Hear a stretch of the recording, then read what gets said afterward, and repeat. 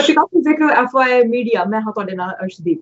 ਜਿਵੇਂ ਸਾਨੂੰ ਪਤਾ ਹੈ ਕਿ BC ਦੇ ਵਿੱਚ ਕੇਸ ਵਧਣ ਲੱਗ ਗਏ ਨੇ, ਪਰ ਇੱਕ ਚੰਗੀ ਖਬਰ ਇਹ ਹੈ ਕਿ ਹਸਪਤਾਲਾਂ ਦੇ ਵਿੱਚ ਮਰੀਜ਼ਾਂ ਦੀ ਗਿਣਤੀ ਘਟ ਰਹੀ ਹੈ। ਜਿਹੜੇ ਲੋਕ ਕਰੋਨਾ ਵਾਇਰਸ ਦੇ ਨਾਲ ਸੰਕਰਮਿਤ ਹੋ ਰਹੇ ਨੇ ਉਹ ਲੋਕ ਠੀਕ ਵੀ ਹੋ ਰਹੇ ਨੇ, ਰਿਕਵਰੀ ਵੀ ਹੋ ਰਹੀ ਹੈ, ਪਰ ਕੇਸ ਵੱਧ ਰਹੇ ਨੇ। ਹੁਣ BC ਦੀ ਸਰਕਾਰ ਦੇ ਵੱਲੋਂ ਬਹੁਤ ਸਾਰੀਆਂ ਅਨਾਉਂਸਮੈਂਟਸ ਕੀਤੀਆਂ ਜਾ ਰਹੀਆਂ ਨੇ, ਫੰਡਿੰਗ ਜਾਰੀ ਕੀਤੀਆਂ ਜਾ ਰਹੀਆਂ ਨੇ, ਸਕੂਲ ਓਪਨਿੰਗ ਦੀ ਅਨਾਉਂਸਮੈਂਟ ਕੀਤੀ ਜਾ ਰਹੀ ਹੈ। ਹੋਰ ਕੀ ਕੁਝ ਹੋਇਆ ਇਸ ਬਾਰੇ ਗੱਲਬਾਤ ਕਰਨ ਦੇ ਲਈ ਅੱਜ ਪਹੁੰਚੇ ਹੋਏ ਨੇ MLA ਜਗਰੂਪ ਬਰਾੜ। ਆਓ ਉਹਨਾਂ ਦਾ ਸਵਾਗਤ ਕਰਦੇ ਹਾਂ ਤੇ ਉਹਨਾਂ ਦੇ ਨਾਲ ਗੱਲਬਾਤ ਕਰਦੇ ਹਾਂ। ਮਿਸਟਰ ਬਰਾੜ, ਸਵਾਗਤ ਹੈ ਤੁਹਾਡਾ। ਬਹੁਤ ਮਿਹਰਬਾਨੀ ਜੀ ਅਰਸ਼ੀ, ਤੁਹਾਡਾ ਤੇ ਤੁਹਾਡੇ ਦਰਸ਼ਕਾਂ ਦਾ ਤੇ ਤੁਹਾਡੀ ਟੀਮ ਦਾ ਬਹੁਤ ਮਿਹਰਬਾਨੀ। ਬਿਲਕੁਲ ਜੀ, ਤੁਸੀਂ ਹਮੇਸ਼ਾ ਸਾਡੇ ਨਾਲ ਇਨਫੋਰਮੇਸ਼ਨ ਸ਼ੇਅਰ ਕਰਦੇ ਹੋ, ਉਹਦੇ ਲਈ ਤੁਹਾਡਾ ਵੀ ਧੰਨਵਾਦ।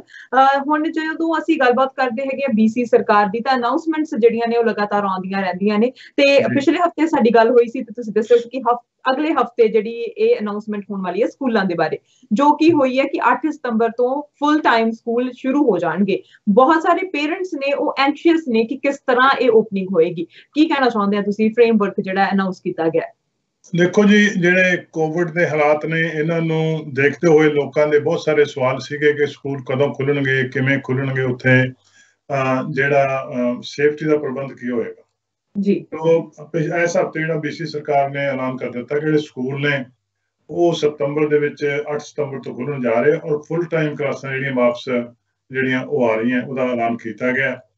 ਔਰ ਉਹਦੇ ਵਿੱਚ ਬਹੁਤ ਵੱਡੇ ਜਿਹੜੇ ਸੇਫਟੀ ਦੇ ਪ੍ਰਬੰਧ ਕੀਤੇ ਗਏ ਆ, ਪਬਲਿਕ ਜਿਹੜਾ ਹੈਲਥ ਦੇ ਪ੍ਰਬੰਧ ਕੀਤੇ ਗਏ ਆ। ਔਰ ਉਹਦੇ ਨਾਲ ਨਾਲ ਜਿਹੜਾ ਸਾਰੇ ਸਕੂਲਾਂ ਨੂੰ ਡਿਵਾਈਡ ਕਰਕੇ ਉਹਨਾਂ ਹਰ ਸਕੂਲ ਦੇ ਵਿੱਚ ਇੱਕ ਛੋਟੇ ਸਕੂਲ ਪੈਦਾ ਕੀਤੇ ਗਏ ਆ।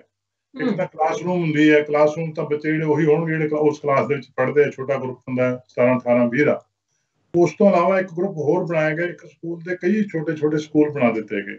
ਉਹਨੂੰ ਅਸੀਂ ਕਹਿੰਦੇ ਆ ਕਿ ਜਿਹੜਾ ਉਹਨਾਂ ਦਾ ਪਰਸਨਲ ਬਬਲ ਹੈਗਾ, ਜਿਹੜਾ ਹੈਗਾ ਉਹਨੂੰ ਕਹਿੰਦੇ ਜਾਂ ਗਰੁੱਪ ਕਹਿ ਲਓ ਉਹਨੂੰ। ਉਹ ਐਲੀਮੈਂਟਰੀ ਸਕੂਲ ਦੇ ਵਿੱਚ 60 ਜਿਹੜਾ ਲੋਕਾਂ ਦਾ ਹੋ ਸਕਦਾ, ਟੀਚਰ ਤੇ ਆਪਣਾ ਵਿਦਿਆਰਥੀ ਪਾ ਕੇ। ਔਰ ਜਿਹੜਾ ਹਾਈ ਸਕੂਲ ਦੇ ਵਿੱਚ 120 ਵਿਦਿਆਰਥੀਆਂ ਦਾ ਤੇ ਸਟਾਫ ਦਾ ਹੋ ਸਕਦਾ। ਉਹ ਕਈ ਗਰੁੱਪ ਹਰੇਕ ਜਿਹੜਾ ਸਕੂਲ ਦੇ ਵਿੱਚ ਹੈਗੇ ਆ, ਉਹ ਗਰੁੱਪ ਸਿਰਫ ਉਸੇ ਗਰੁੱਪ ਦੇ ਵਿੱਚ ਹੀ ਇੰਟਰੈਕਟ ਕਰ ਸਕਦਾ ਇੰਡੀਵਿਜੂਅਲ। ਉਸ ਤੋਂ ਬਾਅਦ ਦੇ ਗਰੁੱਪ ਦੇ ਨਾਲ ਜੇ ਉਹਨੂੰ ਇੰਟਰੈਕਟ ਕਰਨਾ ਪਵੇ ਤਾਂ ਉਹਨੂੰ ਮਾਸਕ ਲਾਉਣਾ ਪਊਗਾ ਔਰ ਉਹਦੇ ਵਿੱਚ ਹੀ ਉਹ ਆਪਣੀਆਂ ਹੋਰ ਐਕਟੀਵਿਟੀ ਕਰ ਸਕਦਾ, ਤਾਂ ਕਿ ਜਿਹੜਾ ਜੇ ਖੁਦਾ ਨਾ ਖਾਸਤਾ ਕਿਸੇ ਗਰੁੱਪ ਦੇ ਵਿੱਚ ਟਰਾਂਸਮਿਸ਼ਨ ਹੋ ਜਾਂਦੀ ਹੈ ਤਾਂ ਉਸ ਨੂੰ ਉੱਥੇ ਰੋਕਿਆ ਜਾ ਸਕੇ ਤੇ ਉਹਨੂੰ ਆਇਡੈਂਟੀਫਾਈ ਕਰਕੇ ਉਸ ਨੂੰ ਖਤਮ ਕੀਤਾ ਜਾ ਸਕੇ। ਤੋ ਇਸ ਤਰੀਕੇ ਦੀ ਜਿਹੜੀ ਇਹ ਪਲਾਨ ਹੈਗੀ ਜੀ, ਪਲਾਨ ਅਸੀਂ ਜਿਹੜੇ ਆਪਣਾ ਪਿਛਲੇ ਸਾਲ ਜਿਹੜਾ ਐਂਡ ਦੇ ਉੱਤੇ ਸਾਲ ਦੇ ਉੱਤੇ ਜਿਹੜਾ ਸਕੂਲ ਸਿਸਟਮ ਸ਼ੁਰੂ ਕੀਤਾ ਸੀ BC ਦੇ ਵਿੱਚ। BC ਇੱਕੋ ਇੱਕ ਸੂਬਾ ਸੀ ਸਾਡੇ ਟੋਟਲ ਮੁਲਕ ਦੇ ਵਿੱਚ ਇਹਨੇ ਸਕੂਲ ਵਾਪਸ ਜਿਹੜੇ ਖੋਲੇ ਸੀਗੇ। ਉਸ ਤੋਂ ਸਾਨੂੰ ਬਹੁਤ ਕੁਝ ਸਿੱਖਣ ਨੂੰ ਮਿਲਿਆ ਔਰ ਸਿੱਖ ਕੇ ਹੀ ਇਹ ਪਲਾਨ ਤਿਆਰ ਕੀਤੀ ਗਈ ਹੈ, ਜਿਹਦੇ ਵਿੱਚ ਮੁਕੰਮਲ ਜਿਹੜੀ ਪਬਲਿਕ ਸੇਫਟੀ ਤੇ ਜਿਹੜੀ ਉਹ ਪ੍ਰਬੰਧ ਕੀਤਾ ਗਿਆ ਤਾਂ ਕਿ ਬੱਚਿਆਂ ਨੂੰ ਸੇਫਲੀ ਸਕੂਲ ਦੇ ਵਿੱਚੋਂ ਲਿਆਂਦਾ ਜਾ ਸਕੇ। ਔਰ ਇਸ ਪਲਾਨ ਨੂੰ ਜਿਹੜਾ ਜੋ ਵੀ ਪਲਾਨ ਸਾਡੀ ਹੈਗੀ ਹੈ ਉਸ ਨੂੰ ਜਿਹੜੀ ਡਾਕਟਰ ਬੋਨੀ ਹੈਨਰੀ ਦੀ ਸਲਾਹ ਦੇ ਨਾਲ ਹੀ ਪਾਸ ਕੀਤਾ ਗਿਆ। ਇਸ ਕਰਕੇ ਸਕੂਲ ਨੇ ਉਹ ਸਤੰਬਰ 8 ਤੋਂ ਵਾਪਸ ਫੁੱਲ ਟਾਈਮ ਖੁੱਲ੍ਹਣ ਜਾ ਰਹੇ ਨੇ। ਜਿਵੇਂ ਮੈਂ ਪਹਿਲਾਂ ਦੱਸਿਆ ਕਿ ਬਹੁਤ ਸਾਰੇ ਪੇਰੈਂਟਸ ਜਿਹੜੇ ਨੇ ਉਹ ਦੋ ਚਿੱਤੀ ਦੇ ਵਿੱਚ ਨੇ, ਕਹਿ ਸਕਦੇ ਆ ਕਿ ਉਹਨਾਂ ਨੂੰ ਪਤਾ ਨਹੀਂ ਕਿ ਭੇਜੀਏ ਸਕੂਲ ਨਾ ਭੇਜੀਏ, ਕਿਉਂਕਿ ਮਾਸਕ ਪਾਉਣੇ ਜਿਹੜੇ ਨੇ ਉਹ ਕਹਿ ਦਿੱਤੇ ਗਏ ਨੇ ਕਿ ਲਾਜ਼ਮੀ ਨਹੀਂ ਨੇ, ਮੈਂਡੇਟਰੀ ਨਹੀਂ ਨੇ, ਕਿਉਂਕਿ ਬੱਚੇ ਨੇ ਤੇ ਬੱਚਿਆਂ ਨੂੰ ਮਾਸਕ ਪਵਾਉਣ ਦੇ ਨਾਲ ਮੁਸ਼ਕਿਲ ਵੀ ਹੋ ਸਕਦੀ ਹੈ। ਤੇ ਹੁਣ ਜਦੋਂ ਸਕੂਲਾਂ ਦੀ ਗੱਲ ਕੀਤੀ ਹੈ ਕਿ ਫੁੱਲ ਟਾਈਮ ਸਕੂਲ ਹੋਣਗੇ, ਸਪੋਰਟਸ ਜਿਹੜੀਆਂ ਨੇ ਜਿਹੜੀਆਂ ਖੇਡਾਂ ਹੁੰਦੀਆਂ ਨੇ ਉਹ ਵੀ ਇਨਵੋਲਵ ਹੋਣਗੀਆਂ, ਉਹ ਵੀ ਸ਼ੁਰੂ ਹੋਣਗੀਆਂ ਸਕੂਲਾਂ ਦੇ ਵਿੱਚ। ਬਹੁਤ ਅੱਛਾ ਤੁਹਾਡਾ ਸਵਾਲ ਹੈ ਜੀ। ਜਿਹੜੀਆਂ ਸਪੋਰਟਸ ਨੇਗੀਆਂ ਇਸ ਹਾਲਾਤ ਦੇ ਵਿੱਚ ਜਿਹੜੇ ਉਹ ਬਬਲ ਬਣਾਏ ਹੋਏ ਨੇ 60 ਦੇ ਐਲੀਮੈਂਟਰੀ ਸਕੂਲ ਦੇ ਵਿੱਚ ਤੇ 120 ਦੇ ਜਿਹੜਾ ਹਾਈ ਸਕੂਲ ਦੇ ਵਿੱਚ, ਉਹ ਆਪਣੇ ਬਬਲ ਦੇ ਵਿੱਚ ਬੱਚੇ ਖੇਡ ਸਕਦੇ ਇੱਕ ਦੂਜੇ ਦੇ ਨਾਲ। ਪਰ ਉਹਦੇ 'ਚ ਇੱਕ ਕੰਡੀਸ਼ਨ ਉਹਦੇ 'ਚ ਵੀ ਹੈਗੀ ਆ, ਉਹ ਹੈਗੀ ਹੈ ਕਿ ਫਿਜ਼ੀਕਲ ਕੰਟੈਕਟ ਨਹੀਂ ਹੋਣਾ ਚਾਹੀਦਾ। ਨੇੜੇ ਹੋ ਸਕਦੇ ਹੋ ਪਰ ਫਿਜ਼ੀਕਲ ਕੰਟੈਕਟ ਜਿਹੜਾ ਉਹ ਨਹੀਂ ਹੋਣਾ ਚਾਹੀਦਾ।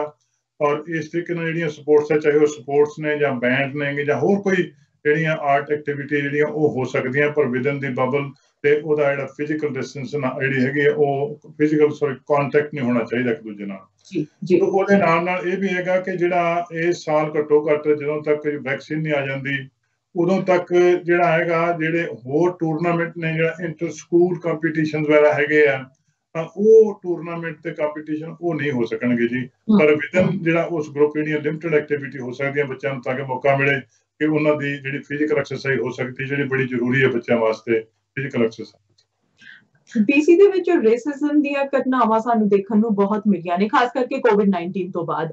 ਹੁਣ ਉਹਨੂੰ ਅਲੱਗ ਰੱਖ ਕੇ BC ਦੇ ਸਕੂਲਾਂ ਦੇ ਵਿੱਚ ਵੀ ਇਹ ਚੀਜ਼ ਸਾਹਮਣੇ ਆਈ ਹੈ। ਉੱਥੇ ਇੱਕ ਰਾਊਂਡ ਟੇਬਲ ਬਣਾਇਆ ਗਿਆ, ਉਹ ਰਾਊਂਡ ਟੇਬਲ ਕੀ ਹੈ, ਕੀ ਕੰਮ ਕਰੇਗਾ ਉਹ? ਦੇਖੋ ਜੀ, ਰੇਸਿਜ਼ਮ ਦੀ BC ਦੇ ਵਿੱਚ ਕਿਤੇ ਵੀ ਕੋਈ ਥਾਂ ਨਹੀਂ, ਚਾਹੇ ਉਹ ਸਕੂਲ ਨੇ, ਚਾਹੇ ਉਹ ਕਾਲਜ ਹੈ, ਚਾਹੇ ਉਹ ਸਮਾਜ ਹੈ, ਚਾਹੇ ਉਹ ਇੱਕ ਧਾਰਮਿਕ ਅਦਾਰਾ, ਕਿਤੇ ਵੀ ਕੋਈ ਥਾਂ ਨਹੀਂ ਹੈ। ਔਰ ਅਸੀਂ ਇਸ ਨੂੰ ਮੁਕੰਮਲ ਤੌਰ ਦੇ ਉੱਤੇ ਸਰਕਾਰ ਦੇ ਤੌਰ ਤੇ ਵਚਨਬੱਧ ਹੈਗੇ ਕਿ BC ਨੂੰ ਅਸੀਂ ਇੱਥੇ ਕਿਸੇ ਵੀ ਕਿਸਮ ਦਾ ਜਿਹੜਾ ਰੇਸਿਜ਼ਮ ਉਹਨੂੰ ਟੋਲਰੇਟ ਨਹੀਂ ਕਰਨਾ। ਅਸੀਂ ਬੜਾ ਚੰਗਾ ਸਮਾਜ ਹੈ ਜਿੱਥੇ ਸਾਰੇ ਲੋਕਾਂ ਦੀ ਬਰਾਬਰਤਾ ਹੋਵੇ, ਜਿੱਥੇ ਸਾਰੇ ਲੋਕਾਂ ਨੂੰ ਇੱਕ ਇਨਕਲੂਸਿਵ ਸੁਸਾਇਟੀ ਅਸੀਂ ਬਿਲਡ ਕਰੀਏ, ਜਿੱਥੇ ਸਾਰੇ ਲੋਕਾਂ ਦਾ ਇੱਕੋ ਜਿਹਾ ਸਤਿਕਾਰ ਹੋਵੇ। ਉਹਦੇ ਵਾਸਤੇ ਜੀ ਜਿਹੜਾ ਬਿਗਨਿੰਗ ਪੁਆਇੰਟ ਹੈਗਾ ਸੁਸਾਇਟੀ ਦਾ, ਕਿਤੇ ਵੀ ਜੇ ਸੁਸਾਇਟੀ ਨੂੰ ਤੁਸੀਂ ਸ਼ੇਪ ਕਰਨਾ ਹੈ ਤਾਂ ਉਹਦੇ ਵਾਸਤੇ ਸਕੂਲ ਸਿਸਟਮ ਹੈ ਜਿੱਥੇ ਬੱਚੇ ਆਪਣੀ ਜ਼ਿੰਦਗੀ ਦੀ ਸ਼ੁਰੂਆਤ ਕਰਦੇ ਆ। ਉੱਥੇ ਜਿਹੜਾ ਰਾਉਂਡ ਟੇਬਲ ਬਣਾਇਆ ਗਿਆ ਤਾਂ ਕਿ ਬੱਚੇ ਜਿਹੜੇ ਹੈਗੇ ਉਹ ਪਾਰਟਿਸਿਪੇਟ ਕਰਕੇ ਸਕੂਲ ਦੇ ਲੈਵਲ ਦੇ ਉੱਤੇ ਆਪਣੀ ਜਿਹੜੀ ਇਨਪੁਟ ਉਹ ਦੇ ਸਕਣ ਕਿ ਜਿਹੜਾ ਮੂਵਿੰਗ ਫਾਰਵਰਡ ਜਿਹੜਾ ਰੇਸਿਜ਼ਮ ਹੈ ਇਹਦੇ ਉਹਨਾਂ ਦੇ ਪਰਸਪੈਕਟਿਵ ਤੋਂ ਕੀ ਹੱਲ ਲੈਣਗੇ, ਕੀ ਐਕਸ਼ਨ ਲੈਣੇ ਚਾਹੀਦੇ ਸਰਕਾਰ ਨੂੰ, ਉਹ ਬੜਾ ਜ਼ਰੂਰੀ। ਉਹਦੇ ਵਾਸਤੇ ਜਿਹੜਾ ਹੈਗਾ ਇਹ ਰਾਉਂਡ ਟੇਬਲ ਸੈਟਅਪ ਕੀਤਾ ਗਿਆ, ਜਿਹਦੇ ਤੋਂ ਇਨਪੁਟ ਲੈ ਕੇ ਅਸੀਂ ਜਿਹੜੀ ਮੁੱਖ ਪਲਾਨ ਬਣਾਉਣੀ ਹੈਗੀ BC ਦੀ, ਉਹਦੇ ਵਿੱਚ ਇਹਦਾ ਹਿੱਸਾ ਪੈਣਾ ਸਕੂਲ ਦੇ ਬੱਚਿਆਂ ਦਾ। ਸੋ ਰੇਸਿਜ਼ਮ ਦੀ ਅਸੀਂ ਗੱਲ ਕੀਤੀ ਹੈਗੀ ਹੈ ਜਿਹੜੇ ਸਕੂਲਾਂ ਦੇ ਵਿੱਚ, ਪਰ ਹੁਣ ਰੇਸਿਜ਼ਮ ਨੂੰ ਲੈ ਕੇ ਫੰਡਿੰਗ ਵੀ ਜਿਹੜੀ ਸੂਬਾ ਸਰਕਾਰ ਵੱਲੋਂ ਜਾਰੀ ਕੀਤੀ ਗਈ ਹੈ ਜੀ। ਫੰਡਿੰਗ ਜਿਹੜੀ, ਕਿਉਂਕਿ ਜਦੋਂ ਤੁਸੀਂ ਕਿਸੇ ਵੀ ਜਿਹੜੀ ਕੋਈ ਇਸ ਤਰ੍ਹਾਂ ਦੀ ਘਟਨਾ ਹੋ ਰਹੀ ਹੈ ਜਿਹਨੂੰ ਤੁਸੀਂ ਖਤਮ ਕਰਨਾ ਚਾਹੁੰਦੇ, ਜਿਹੜੀ ਸਮਾਜ ਵਾਸਤੇ ਮਾੜੀ ਹੈ ਔਰ ਸਮਾਜ ਦੀ ਵਚਨਬੱਧਤਾ ਹੈਗੀ, ਤੇ ਉਹਦੇ ਉੱਤੇ ਤੁਹਾਨੂੰ ਅਫਕੋਰਸ ਪਹਿਰਾ ਦੇ ਕੇ ਜਿੱਥੇ ਜਿੱਥੇ ਵੀ ਤੁਸੀਂ ਕਰ ਸਕਦੇ ਹੋ ਪੋਸੀਬਲੀ ਉਹਨੂੰ ਰੋਕਣ ਵਾਸਤੇ ਉੱਥੇ ਤੁਸੀਂ ਕੋਸ਼ਿਸ਼ ਕਰਦੇ ਹੋ। ਔਰ ਇਸ BC ਸਰਕਾਰ ਨੇ ਕੋਸ਼ਿਸ਼ ਕੀਤੀ ਹੈ ਕਿ ਜਿਹੜੀਆਂ ਕਰੀਬ 40 ਆਰਗੇਨਾਈਜੇਸ਼ਨਾਂ ਹੈਗੀਆਂ ਸੂਬੇ ਦੇ ਵਿੱਚ ਵੱਖਰੇ ਵੱਖਰੇ ਥਾਵਾਂ ਦੇ ਉੱਤੇ, ਉਹਨਾਂ ਨੂੰ ਜਿਹੜੀ ਫੰਡਿੰਗ ਦਿੱਤੀ ਗਈ ਹੈ ਜੀ, ਤਾਂ ਕਿ ਉਹ ਆਪਣੇ ਆਪਣੇ ਹਲਕੇ ਦੇ ਵਿੱਚ ਜਾਂ ਆਪਣੇ ਆਪਣੇ ਰੀਜਨ ਦੇ ਵਿੱਚ ਜਿਹੜਾ ਹੈਗਾ ਇਹਦੇ ਵਿੱਚ ਇਨਪੁਟ ਦੇ ਸਕਣ ਤੇ ਇਹਦੇ ਤੇ ਨਿਗਰਾਨੀ ਰੱਖ ਸਕਣ। ਸੋ ਇਸ ਕਰਕੇ ਸੂਬੇ ਤੋਂ ਸਾਰੇ ਤੋਂ ਜਿਹੜੀ ਇਨਫੋਰਮੇਸ਼ਨ ਕਲੈਕਟ ਕਰਕੇ ਅਸੀਂ ਜਿਹੜੀ ਪਲਾਨ ਬਣਨੀ ਹੈ, ਪਲਾਨ ਬਣ ਕੇ ਫਿਰ ਉਹਦੀ ਲਾਗੂ ਉਹਨੂੰ ਕਰਨਾ ਹੈ, ਉਹਦੇ ਵਿੱਚ ਜਿਹੜੀ ਉਹ ਫੰਡਿੰਗ ਦਿੱਤੀ ਗਈ ਹੈ ਤਾਂ ਕਿ ਉਹ ਲੋਕਲ ਲੈਵਲ ਦੇ ਉੱਤੇ ਆਪਣੀ ਗੱਲਬਾਤ ਕਰਕੇ ਲੋਕਾਂ ਦੇ ਨਾਲ, ਕਿਉਂਕਿ ਹਰ ਖਿੱਤੇ ਦੇ ਵਿੱਚ ਵੱਖਰੀ ਕਿਸਮ ਦਾ ਰੇਸਿਜ਼ਮ ਹੈਗਾ, ਵੱਖਰੀ ਕਿਸਮ ਦੇ ਲੋਕਾਂ ਦੇ ਅਨੁਭਵ ਨੇਗੇ, ਉਹਨਾਂ ਨੂੰ ਸਾਰਿਆਂ ਨੂੰ ਇਕੱਠੇ ਕਰਨਾ ਬਹੁਤ ਜ਼ਰੂਰੀ ਹੈ ਇਸ ਤੋਂ ਪਹਿਲਾਂ ਕਿ ਆਪਾਂ ਉਹਦੀ ਫਾਈਨਲ ਪਲਾਨ ਤਿਆਰ ਕਰਕੇ ਆਪਾਂ ਅੱਗੇ ਮੂਵ ਫਾਰਵਰਡ ਕਰ ਸਕੀਏ। ਪਰ ਰੇਸਿਜ਼ਮ ਨੂੰ BC 'ਚ ਕੋਈ ਥਾਂ ਨਹੀਂ। ਗਵਰਨਮੈਂਟ ਪੂਰੀ ਤਰ੍ਹਾਂ ਜਿਹੜੀ fully committed to eliminate racism. ਜੇ ਚਾਈਲਡ ਕੇਅਰ ਸਪੇਸਿਸ ਨੂੰ ਦੇਖੀਏ ਤਾਂ ਚਾਈਲਡ ਕੇਅਰ ਸਪੇਸਿਸ ਹੋਰ ਆ ਗਈਆਂ ਨੇ ਡਾਲਟਾ ਤੇ ਸਰੀ ਦੇ ਵਿੱਚ। ਜੇ ਚਾਈਲਡ ਕੇਅਰ ਸਪੇਸਿਸ ਗਵਰਨਮੈਂਟ ਨੇ ਜਿਹੜੀ ਪਿਛਲੀ ਪਲੇਟਫਾਰਮ ਦੇ ਵੇਲੇ ਕਮਿਟਮੈਂਟ ਕੀਤਾ ਸੀਗਾ ਕਿ ਅਸੀਂ ਲੋਕਾਂ ਦੇ ਲਈ ਜਿਹੜਾ ਅਫੋਰਡੇਬਲ ਤੇ ਐਕਸੈਸਿਬਲ ਚਾਈਲਡ ਕੇਅਰ ਜਿਹੜਾ ਸਿਸਟਮ ਉਹ ਦੇਵਾਂਗੇ। ਮੈਨੂੰ ਇਸ ਗੱਲ ਦਾ ਬੜਾ ਫਖਰ ਹੈ ਕਿ BC ਸਰਕਾਰ ਨੇ ਇੱਕ ਨਵਾਂ ਮਾਈਲਸਟੋਨ ਜਿਹੜਾ ਅਚੀਵ ਕੀਤਾ ਹੁਣ ਜਿਹੜਾ ਪਿਛਲੇ ਹਫ਼ਤੇ, ਕਿ 16,800 ਜਿਹੜੀਆਂ ਹੈਗੀਆਂ ਨਵੀਆਂ ਸੀਟਾਂ ਜਿਹੜੀਆਂ ਜਦੋਂ ਤੋਂ ਅਸੀਂ ਸਰਕਾਰ ਲਈ ਹੈ, ਉਹ 16,800 ਜਿਹੜੀਆਂ ਚਾਈਲਡ ਕੇਅਰ ਸਪੇਸਿਸ ਨੇ ਜਿਹੜੀਆਂ ਅਫੋਰਡੇਬਲ ਨੇ, ਐਕਸੈਸਿਬਲ ਨੇ, ਉਹ ਕ੍ਰੀਏਟ ਕੀਤੀਆਂ ਗਈਆਂ BC ਦੇ ਆਪਣਾ BC ਸਰਕਾਰ ਵੱਲੋਂ BC ਦੇ ਵਿੱਚ। ਉਹਦੇ ਵਿੱਚੋਂ ਜਿਹੜੀਆਂ ਸਰੀ ਦੇ ਵਿੱਚ ਜੀ ਇਸ ਵੇਲੇ 452 ਸੀਟਾਂ ਨਵੀਆਂ, ਜਿਹੜੀਆਂ 452 ਨਵੇਂ ਪਰਿਵਾਰਾਂ ਨੂੰ ਮਦਦ ਦੇਣ ਵਾਸਤੇ ਉਹ ਖੁੱਲ ਚੁੱਕੀਆਂ ਨੇ। ਡੈਲਟੇ ਦੇ ਵਿੱਚ ਜੀ 56 ਜਿਹੜੀਆਂ ਸੀਟਾਂ ਉਹ ਨਵੀਆਂ ਜਿਹੜੀਆਂ ਇਹ ਖੁੱਲੀਆਂ ਨੇ, ਤੇ ਇਹਦੇ ਤੇ ਜੀ ਹੁਣ ਤੱਕ $54 ਮਿਲੀਅਨ ਜਿਹੜਾ ਉਹ ਖਰਚ ਕੀਤਾ ਜਾ ਚੁੱਕਿਆ। ਤੇ 67 ਪ੍ਰੋਜੈਕਟ ਨੇ ਜੀ ਜਿਹੜੇ ਸਾਰੇ ਸੂਬੇ ਦੇ ਵਿੱਚ ਚੱਲਦੇ ਆ ਔਰ 34 ਕਮਿਊਨਿਟੀ ਦੇ ਵਿੱਚ ਇਹ ਕੰਮ ਚੱਲ ਰਿਹਾ ਹੈ ਬਹੁਤ ਵੱਡੇ ਪੱਧਰ ਦੇ ਉੱਤੇ। ਔਰ ਇਹ ਬਹੁਤ ਜ਼ਰੂਰੀ ਹੈ, ਔਰ ਜ਼ਰੂਰੀ ਇਹ ਲੋਕਾਂ ਦੇ ਪਰਿਵਾਰਾਂ ਦੇ ਲਈ ਵੀ ਹੈ, ਸਾਡੇ ਬੱਚਿਆਂ ਵਾਸਤੇ ਵੀ ਹੈ, ਔਰ ਇਹ ਸਾਡੀ ਇਕਨੋਮੀ ਵਾਸਤੇ ਵੀ ਬਹੁਤ ਜ਼ਰੂਰੀ ਕੰਮ ਹੈ ਕਿਉਂਕਿ ਇਹਦੇ ਨਾਲ ਜੌਬਾਂ ਵੀ ਕ੍ਰੀਏਟ ਹੁੰਦੀਆਂ। ਬਿਲਕੁਲ, ਬੱਚਿਆਂ ਦੇ ਨਾਲ ਨਾਲ ਹੁਣ ਜੇ ਅਸੀਂ ਸੀਨੀਅਰਸ ਦੀ ਗੱਲ ਕਰੀਏ, ਸੀਨੀਅਰਸ ਨੂੰ ਸਪਲੀਮੈਂਟ ਦਿੱਤਾ ਜਾਣਾ ਸੀ ਜਿਹਦੇ ਵਿੱਚ ਦੇਰੀ ਹੋ ਗਈ ਸੀਗੀ, ਸੋ ਉਹ ਸਪਲੀਮੈਂਟ ਕਦੋਂ ਦਿੱਤਾ ਜਾ ਰਿਹਾ ਹੈਗਾ ਤੇ ਕੀ ਕਾਰਨ ਰਹੇ ਆ ਦੇਰੀ ਹੋਣ ਦੇ?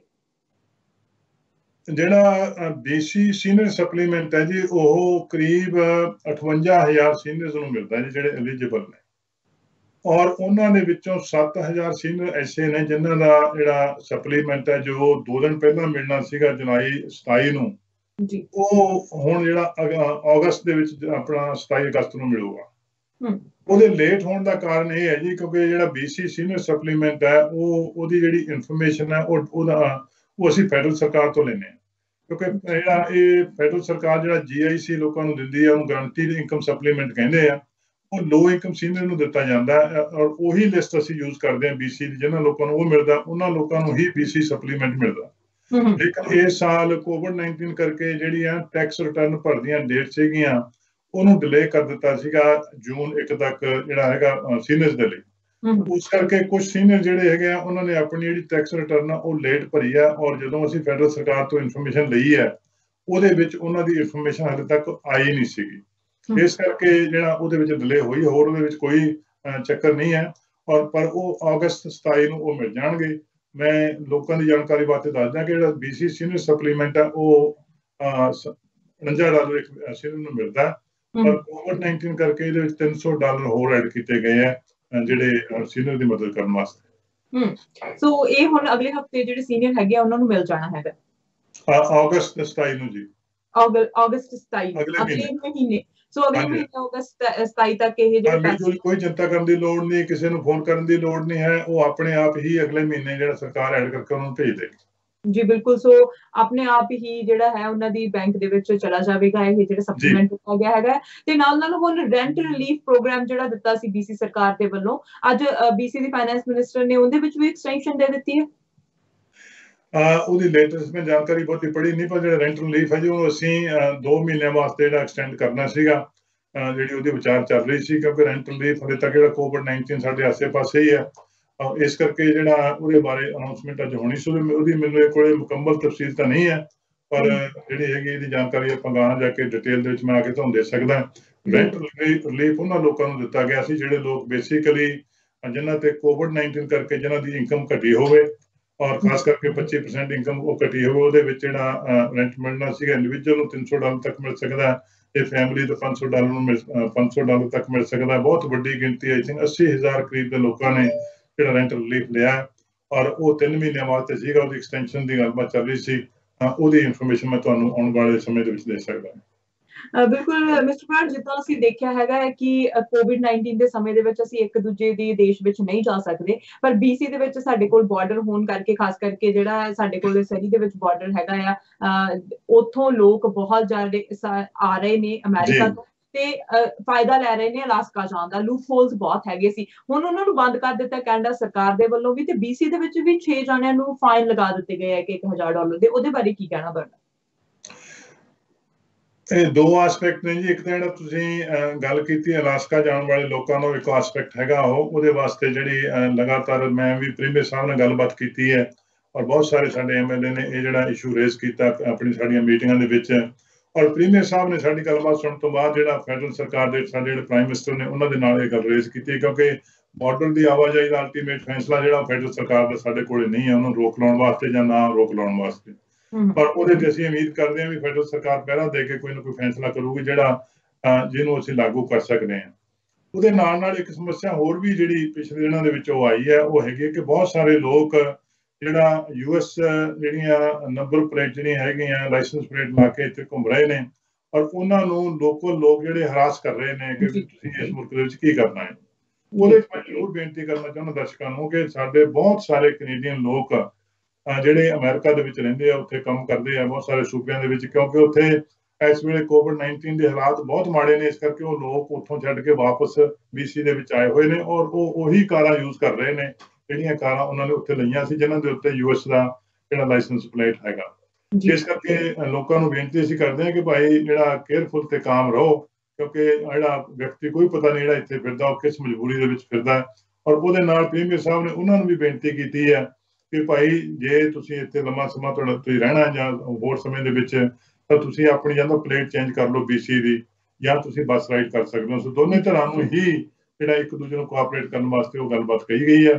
ਪਰ ਜਿਹੜੇ ਅਲਾਸਕਾ ਜਾਣ ਵਾਲੇ ਲੋਕ ਨੇ ਉਹਨਾਂ ਵਾਸਤੇ ਪ੍ਰਾਈਮ ਮਿਨਿਸਟਰ ਸਾਹਿਬ ਲਗਾਤਾਰ ਫੈਡਰਲ ਸਰਕਾਰ ਦੇ ਨਾਲ ਗੱਲਬਾਤ ਕਰ ਰਹੇ। ਬਿਲਕੁਲ, ਕੇਸ ਜਿਹੜੇ ਨੇ ਲਗਾਤਾਰ ਵੱਧ ਰਹੇ ਹੈਗੇ ਨੇ, ਤੇ ਫਰੇਜ਼ਰ ਵੈਲੀ ਦੇ ਵਿੱਚ ਜਿਹੜੇ ਕੇਸ ਨੇ ਉਹ ਜ਼ਿਆਦਾ ਵੱਧ ਰਹੇ ਹੈਗੇ ਨੇ। ਅਸੀਂ ਦੇਖਿਆ ਹੈਗਾ ਕਿ ਡੇ ਬਿਫੋਰ ਯੈਸਟਰਡੇ 40+ ਜਿਹੜੇ ਕੇਸ ਸਾਹਮਣੇ ਆਏ ਸੀ, 30 ਕੇਸ ਸਾਹਮਣੇ ਆ ਰਹੇ ਨੇ।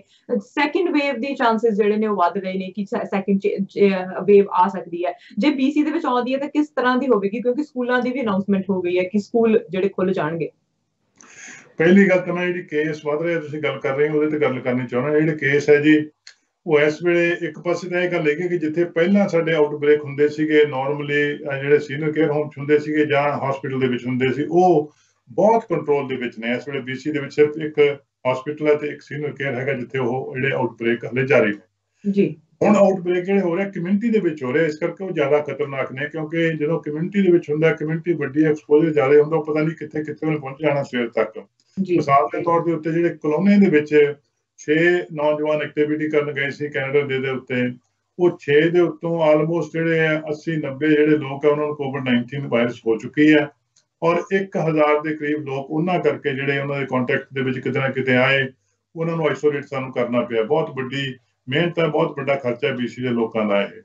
ਇਸ ਕਰਕੇ ਜਿਹੜਾ ਹੁਣ ਪਿਛਲੇ ਦਿਨਾਂ ਦੇ ਵਿੱਚ ਜਿਹੜਾ ਕੈਨੇਡਾ ਦੇ ਉੱਤੇ ਐਕਟੀਵਿਟੀ ਹੋਈਆਂ ਸੈਲੀਬ੍ਰੇਸ਼ਨ ਦੀਆਂ ਜਾਂ ਹਾਈਡਕ ਵਾਈ ਦੇ ਵਿੱਚ ਜਿਹੜਾ ਕੇਸ ਹੋਇਆ ਉਹਦੇ ਕਰਕੇ ਸਾਡੇ ਨੰਬਰ ਇੱਕਦਮ ਜਿਹੜੇ ਉੱਪਰ ਗਏ ਆ। ਓਵਰਆਲ ਸੂਬੇ ਦੇ ਵਿੱਚ ਜਿਹੜੀ ਸਿਚੁਏਸ਼ਨ ਹੈ ਉਹ ਠੀਕ ਹੈਗੀ ਹੈ।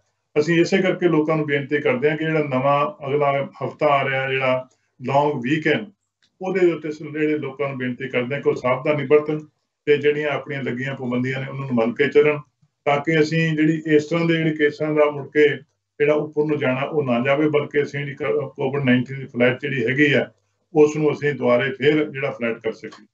ਬਿਲਕੁਲ, ਹੁਣ ਜਿੱਦਾਂ ਕਹਿ ਸਕਦੇ ਹਾਂ ਕਿ ਸਮਰ ਬ੍ਰੇਕ ਹੈਗੀ ਹੈ ਤੇ ਪਾਰਲੀਮੈਂਟ ਦੇ ਵਿੱਚ ਵੀ ਹੁਣ ਬ੍ਰੇਕ ਹੋਣ ਲੱਗੀ ਹੈਗੀ ਹੈ 1 ਵੀਕ ਤੋਂ ਬਾਅਦ। ਸੋ 1 ਵੀਕ ਹੋਰ ਸੈਸ਼ਨ ਲੱਗਣੇ ਆ ਤੇ ਉਸ ਤੋਂ ਬਾਅਦ ਬ੍ਰੇਕ ਹੋਣ ਵਾਲੀ ਹੈ। ਥਰੋਨ ਸਪੀਚ 'ਚ ਪਤਾ ਲੱਗੂਗਾ ਕਿ ਕਿਹੜੇ ਬਿੱਲ ਆ ਰਹੇ ਨੇ, ਕੀ ਕੁਝ ਆ ਰਿਹਾ। ਤੁਸੀਂ ਕੀ ਕਹਿਣਾ ਚਾਹੁੰਦੇ ਆ ਇਹਦੇ ਬਾਰੇ? ਜੀ, ਪਾਰਲੀਮੈਂਟ ਦਾ ਸੈਸ਼ਨ ਕਾਫੀ ਲੰਮੇ ਸਮੇਂ ਤੋਂ ਚੱਲ ਰਿਹਾ ਔਰ ਜਿਹੜਾ ਹੈਗਾ ਇਹਦੇ ਵਿੱਚ ਜਿਵੇਂ ਤੁਸੀਂ ਗੱਲ ਕਹੀ ਹੈ ਕਿ ਇੱਕ ਆਖਰੀ ਵੀਕ ਰਹਿ ਗਿਆ ਤੇ ਇਹ ਜਿਹੜਾ ਸੈਸ਼ਨ ਹੈ ਜੀ ਇਹਦੇ ਵਿੱਚ ਵੈਸੇ ਸ਼ੁਰੂ ਹੋਇਆ ਸੀਗਾ ਫੈਬਰੂਅਰੀ 2nd ਵੀਕ ਤੋਂ ਜੀ। ਤਾਂ ਉਸ ਤੋਂ ਬਿਜਲੀ ਪਾਸ ਕਰਨਾ ਪਿਆ ਸੀ COVID-19 ਕਰਕੇ, ਫਿਰ ਦੁਬਾਰਾ ਫਿਰ ਵਾਪਸ ਆਇਆ। ਇਹਦੇ ਵਿੱਚ ਮੋਟੇ ਤੌਰ ਦੇ ਉੱਤੇ 2 ਚੀਜ਼ਾਂ ਡਿਸਕਸ ਹੁੰਦੀਆਂ ਔਰ ਸਭ ਤੋਂ ਵੱਧ ਜਿਹੜਾ ਹੈਗਾ ਇਹਦੇ ਵਿੱਚ ਡਿਸਕਸ ਹੁੰਦਾ ਉਹ ਬਜਟ ਹੁੰਦਾ ਜੀ। ਬਜਟ ਦੀ ਹਰੇਕ ਮਿਨਿਸਟਰੀ ਦਾ ਬਜਟ ਜਿਹੜਾ ਹੈਗਾ ਉਹਦੇ ਤੇ ਬਕਾਇਦਾ ਤੌਰ ਦੇ ਉੱਤੇ ਸਵਾਲ ਕਰਕੇ ਆਪੋਜੀਸ਼ਨ ਕਰਦੀ ਹੈ। ਉਹਦੇ ਕਰਨ ਤੋਂ ਬਾਅਦ ਫਿਰ ਉਹ ਪਾਸ ਹੁੰਦਾ ਹੈ। ਇਸੇ ਤਰੀਕੇ ਨਾਲ ਬਜਟ ਪਾਸ ਹੁੰਦਾ ਹੈ ਔਰ ਇਸ ਦਰਮਿਆਨ ਕੁਝ ਜਿਹੜੇ ਅਹਿਮ ਕਾਨੂੰਨ ਵੀ ਪਾਸ ਕੀਤੇ ਗਏ। ਮਿਸਾਲ ਦੇ ਤੌਰ ਦੇ ਉੱਤੇ ਜਿਹੜਾ ICBC ਹੈ ਉਸ ਦਾ ਕਾਨੂੰਨ ਪਾਸ ਕੀਤਾ ਗਿਆ ਵੀ ਅਗਲੇ ਬਜਟ ਦੇ ਵਿੱਚ ਜਿਹੜਾ ਹਰ ਡਰਾਈਵਰ ਨੂੰ 20% ਜਿਹੜਾ ਹੈਗਾ ਡਿਸਕਾਊਂਟ ਹੈ, ਕੋਈ $400 ਦੇ ਕਰੀਬ ਉਹ ਦਿੱਤਾ ਜਾਊਗਾ, ਕਿਉਂਕਿ ਜਿਹੜਾ ਅਸੀਂ ਨਵੀਂ ਪਾਲਿਸੀ ਲਾਗੂ ਕਰ ਦਿੱਤੀ ਜਿਹਦੇ ਨਾਲ ਬਹੁਤ ਜ਼ਿਆਦਾ ਜਿਹੜੇ ਲੀਗਲ ਕਾਸਟ ਤੇ ਡਾਕਟਰਾਂ ਦੀਆਂ ਚਿੱਠੀਆਂ ਦੇਣ ਦੀਆਂ ਕਾਸਟ ਆ ਉਹ ਘਟ ਜਾਣਗੀਆਂ। ਜਿਹੜੇ ਉਹ ਪੈਸੇ ਸੇਵ ਹੋਣਗੇ ਉਹ ਪੈਸੇ ਅਸੀਂ ਲੋਕਾਂ ਨੂੰ ਡਿਸਟ੍ਰੀਬਿਊਟ ਕਰਕੇ ਤੇ ਉਹਨਾਂ ਦੇ ਜਿਹੜੇ ਬੈਨੀਫਿਟ ਵਧਾ ਦੇਣੇ ਆ ਔਰ ਉਹਦੇ ਨਾਲ ਜਿਹੜੀ ਉਹਨਾਂ ਦੀ ਪ੍ਰੀਮੀਅਮ ਹੈ ਜਿਹੜੀ ਉਹਨਾਂ ਦੀ ਉਹ ਮੰਥਲੀ ਕਾਸਟ ਦਿੰਦੇ ਆ ਇੰਸ਼ੋਰੈਂਸ ਉਹ ਘਟ ਜਾਣੀ ਹੈ। तो इस तरह के बिल काफी ਜਿਹੜੇ ਉਹ ਪਾਸ ਹੋਏ ਆ ਜੀ ਔਰ ਪਾਸ ਹੋ ਰਹੇ ਆ ਐਂਡ ਤੱਕ ਜਿਹੜੇ ਹੈਗੇ ਪਾਸ ਹੋ ਜਾਣਗੇ। तो ये 2 ਜਿਹੜੀਆਂ ਚੀਜ਼ਾਂ ਚੱਲ ਰਹੀਆਂ ਔਰ ਇਹ ਸੈਸ਼ਨ ਜਿਹੜਾ ਹੈਗਾ ਅਗਸਤ ਦੇ 2nd ਵੀਕ ਦੇ ਵਿੱਚ ਖਤਮ ਹੋਣ ਜਾ ਰਿਹਾ ਹੈ। ਜੀ ਬਿਲਕੁਲ, ਤੁਸੀਂ ਹਮੇਸ਼ਾ ਟਾਈਮ ਟੂ ਟਾਈਮ ਕੱਢਦੇ ਹੈਗੇ ਹੋ ਤੇ ਇਨਫੋਰਮੇਸ਼ਨ ਸਾਂਝੀ ਕਰਦੇ ਆ, ਉਹਦੇ ਲਈ ਤੁਹਾਡਾ ਬਹੁਤ ਧੰਨਵਾਦ। ਤੁਹਾਡਾ ਮੌਕਾ ਦੇਣ ਵਾਸਤੇ ਬਹੁਤ ਸ਼ੁਕਰੀਆ ਜੀ, ਬਹੁਤ ਮਿਹਰਬਾਨੀ। ਤੁਹਾਡੇ ਦਰਸ਼ਕਾਂ ਦੀ ਬਹੁਤ ਸ਼ੁਕਰੀਆ, ਮਿਹਰਬਾਨੀ। ਥੈਂਕ ਯੂ ਜੀ। ਬਿਲਕੁਲ, ਗੱਲਬਾਤ ਹੋਈ ਅੱਜ MLA ਜਗਰੂਪ ਬਰਾੜ ਦੇ ਨਾਲ, ਜਿਨ੍ਹਾਂ ਨੇ ਸਾਡੇ ਨਾਲ ਸ਼ੇਅਰ ਕੀਤਾ ਕਿ ਕੀ ਕੁਝ ਹੋ ਰਿਹਾ BC ਸਰਕਾਰ ਦੇ ਵਿੱਚ, ਕੀ ਕੁਝ ਫੰਡਿੰਗ ਜਾਰੀ ਕੀਤੀਆਂ ਜਾ ਰਹੀਆਂ ਨੇ, ਸਕੂਲ ਜਿਹੜੇ ਨੇ ਉਹ ਓਪਨ ਹੋ ਰਹੇ ਨੇ 8 ਤਰੀਕ ਨੂੰ 8 ਸਤੰਬਰ ਨੂੰ ਜਿਹੜੇ ਸਕੂਲ ਦੁਬਾਰਾ ਫੁੱਲ ਟਾਈਮ ਸ਼ੁਰੂ ਹੋ ਰਹੇ ਨੇ। ਹੋਰ ਕੀ ਕੁਝ ਅਪਡੇਟਸ ਨੇ ਉਹ ਤੁਹਾਡੇ ਨਾਲ ਅਸੀਂ ਇਸ ਤਰ੍ਹਾਂ ਹੀ ਸਾਂਝੀਆਂ ਕਰਦੇ ਰਵਾਂਗੇ। ਤੁਸੀਂ ਦੇਖਦੇ ਰਹੋ FYI ਮੀਡੀਆ ਤੇ ਮੈਨੂੰ ਦਿਓ ਇਜਾਜ਼ਤ। ਸਤਿ ਸ਼੍ਰੀ ਅਕਾਲ।